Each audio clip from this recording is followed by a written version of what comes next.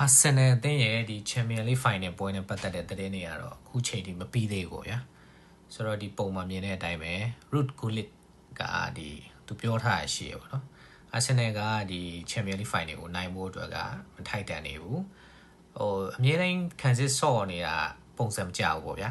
တကယ်တော့တိုက်စစ်တစ်ချိန်မှာပြန်ပြီးတော့သွားနေတယ်ပေါ့နော်ဆိုတော့ပထမပိုင်းကလေးကနေပြီးတော့ဒီအချိန်ဆွဲတာတွေလုပ်နေတယ်ဆိုတာသူကတော့မကြိုက်ဘူးပေါ့ဗျာပြီးရင်နောက်တစ်ခုကဒီဒုတိယကိုသွင်းဖို့စူးစမ်းတယ်ပေါ့နော်သူကဒါလေးပြောထားတယ်စတာဝီကြောက်လို့ရှိရင်သူကဒီball position က 24% ပဲရှိတယ်တဲ့နော်အဲ့ပွဲမှာဆိုတော့ဒီဆာကာကလည်းအမြဲတမ်း right back မှာပဲဆော့နေရတဲ့ပုံစံကိုသူမြင်နေရတဲ့ဟာကိုသူအချိတင်ခဲ့ဖြစ်တယ်ပေါ့နော်တိတ်မကြိုက်ဘူးတိတ်သဘောမကျဘူးဆိုတော့သူကဒီလိုမျိုးတွေပြောထားတယ်ဆိုတာဟာလည်းသတင်းတစ်ပုဒ်အနေနဲ့တွေ့ရရပါတော့ဆိုတော့အာဆင်နယ်ပေးသက်တွေရှိလားနောက်ကျရင်ပေးသက်တွေအနေနဲ့Ruud Gullitဆိုတော့ဘာတူလဲဘာလဲတီးတဲ့သူတွေ comment မှာမှန်းခဲ့ကြပါအောင်ကျွန်တော်ကတော့အာဆင်နယ်အသင်းဒီ Champions League Final မှာရှုံးသွားတာကိုနှမျောမိတယ်ပေါ့နော်